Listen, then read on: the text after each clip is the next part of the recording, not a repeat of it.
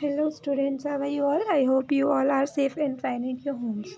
So today we are going to do full revision of chapter number 14, water. That's what we have learned, and we are going to do the last activity that will teach you how to conserve water, how to save water. So first of all, this chapter we have learned about the uses of water.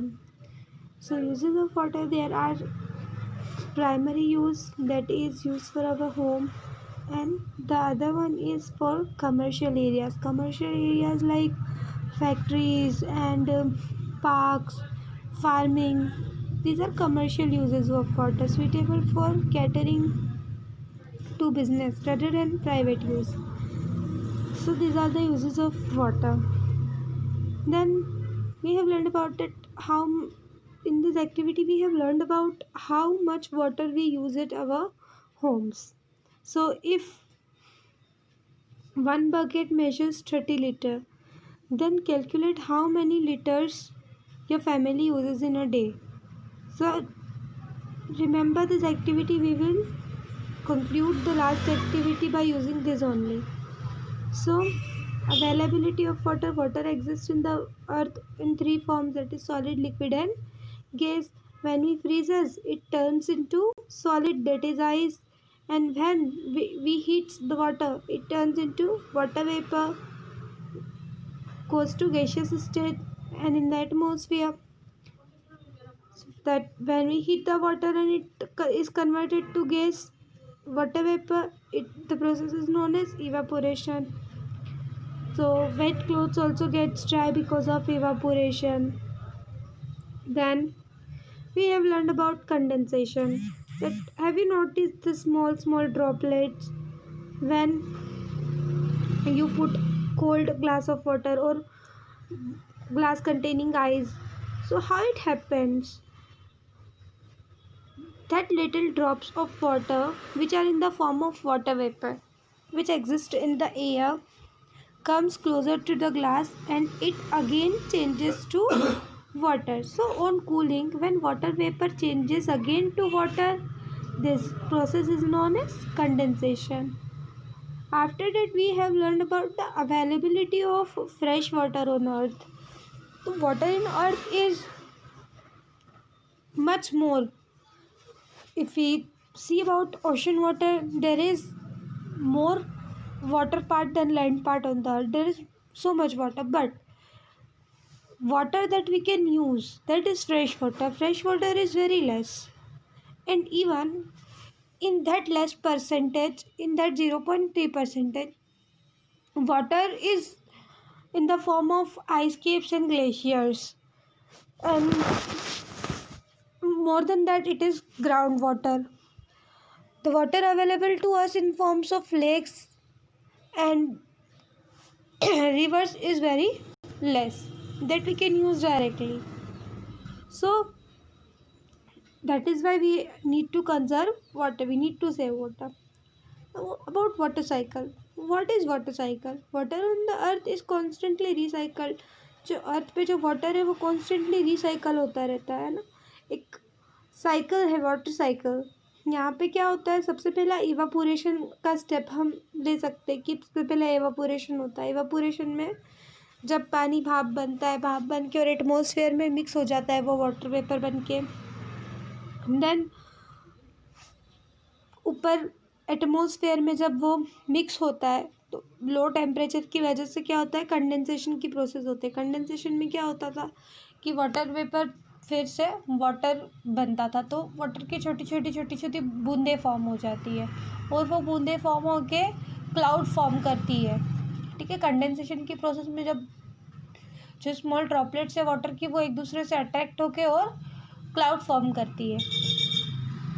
जब temperature और भी ज़्यादा लो हो जाता है और cloud heavy हो जाता है, तब क्या होता है, प्रिसिपिटेशन होता है.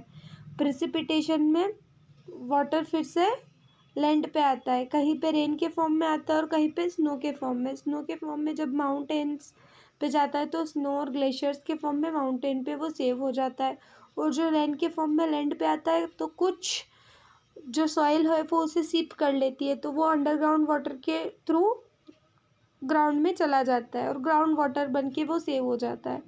पर कुछ वाटर जो होता है वो ऊपर से रिवर्स, लेक्स और ओशंस में फिर से मिक्स हो जाता है.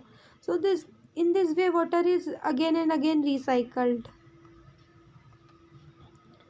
Now effects of low and heavy rainfall. Low and heavy rainfall के क्या इफ़ेक्ट्स होते हैं?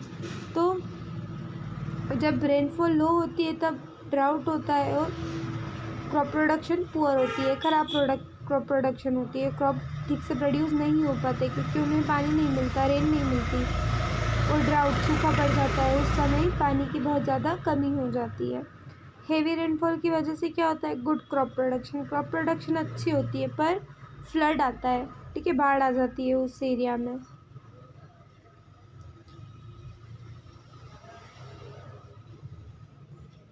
Then in activity 14.2 how to measure the rainfall in every area. Rainfall को मेजर करने के लिए क्या किया था हमने एक वी हैव टूकन कंटेनर. हमने एक कंटेनर लिया था. कंटेनर में हमने मेजरिंग गेज पुट किया और उस कंटेनर को हमने किसी ओपन एरिया में रख दिया. मान लो हमारे घर पे टेरेस पे रख दिया हमने. Then what we have done it, हमने उसे जब तक रेन हो रही थी 8-10 आवर्स तक उसे वहीं पे रहने दिया, और 8-10 आवर्स के बाद हमने उसको मेजर किया कि पानी कितना ऊपर भरा है, और इसी चीज़ को हमने थोड़े दिन तक कंटिन्यू किया जब तक रेन्स थी. रेनी डेज पे हमने इसे कंटिन्यू किया. देन हम देखेंगे कि एवरेज कहाँ तक पानी हमेशा भरता था. अब जहाँ तक पानी भरता था वो क्या हो गया हमारे लिए? एवरेज रेनफॉल हो गई. Then water harvesting and conservation. तो water harvesting and conservation, water बचाना या उसे सेव करना. सो रेन वाटर जो है वो मेन सोर्स है, हमें पता है. तो वाटर हार्वेस्टिंग के लिए क्या क्या चीज़ें होती थी? सबसे पहले डैम और रिजर्वियर्स बनाए जाते थे, या ऐसे सिस्टम किए जाते थे जैसे लेक्स को और डीप कर दिया जाता था, जिसकी वजह से वाटर जो है वो सेव्ड रहे. So in traditional practice when it rains heavily, the rain water is caught and stored in the tanks में स्टोर कर दिया जाता था और बाद में उसे यूज़ किया जाता था. फिर हमने पढ़ा था इंदिरा गांधी कैनल के बारे में. तो इंदिरा गांधी कैनल क्या है? It is the longest canal of India. It's a few kilometers below the confluence of Satluj and Beas River in the Indian state of Punjab and terminates in the irrigation facilities in the Thar Desert. तो irrigation facility provide करती है कहाँ पे? Thar desert पे, जहाँ पे rainfall कम होती है. Then rain water harvesting is a cost effective and simple and easy to use. Rain water harvesting क्या है? It is cost effective, simple and easy to use method है. यहाँ पे क्या होता है? The dry and the semi-dry regions are ideal for this technique. The rural areas having low rainfall benefited. ऐसे rural area जहाँ पे रेनफॉल कम होती है तो रेन वाटर हार्वेस्टिंग से उसे बहुत ज़्यादा बेनिफिट मिलता है. Rain water harvesting leads to water supply which leads to food security. Rain water harvesting की वजह से क्या होता है? वाटर सप्लाई अच्छी होती है. वाटर सप्लाई अच्छी होगी तो फूड सिक्योरिटी होगी. फूड सिक्योरिटी का मीनिंग क्या होता है? जब फूड के लिए हमें रिलायबल एक्सेस हो, मतलब हमें ईजीली सफिशेंटली फूड मिल जाए और अफोर्डेबल प्राइसेस में. Let's come to today's topic. We have in the yesterday's video we have learned about the conservation of water, that how we can conserve water in our homes, in the bathroom, kitchen and laundry, lawn and gardens. And today it is activity 14.3 to understand the minimize the use of water. हम water का use minimise कैसे कर सकते, कम कैसे कर सकते. तो हमने जो सबसे पहले डिस्कस किया था 14.3 जो हमारी एक्टिविटी थी, उसमें हमने कैलकुलेट किया था कि हमारे घर पे कितना पानी यूज़ होता है पर person per day by the family. So write down your suggestion in the table below. You can convert the number of buckets into litres. तो वहाँ पे जब हमने नंबर ऑफ बकेट्स थी तो यहाँ पे हम लीटर्स के हिसाब से लिख सकते हैं.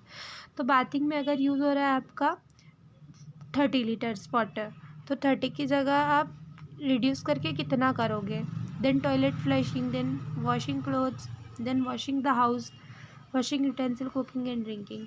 तो यहाँ पे कितना यूज़ हो रहा है, यहाँ पे आप कितना रिड्यूस उसको कर सकते हो, यहाँ पे कितना पानी कम यूज़ कर सकते हो उसकी जगह पे. देन आप फिल करोगे कि कितना कंजप्शन कम हुआ, कितना कम कंजम्पशन किया.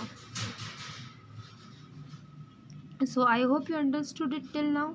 If you have any doubts, you can ask me in the comment section below.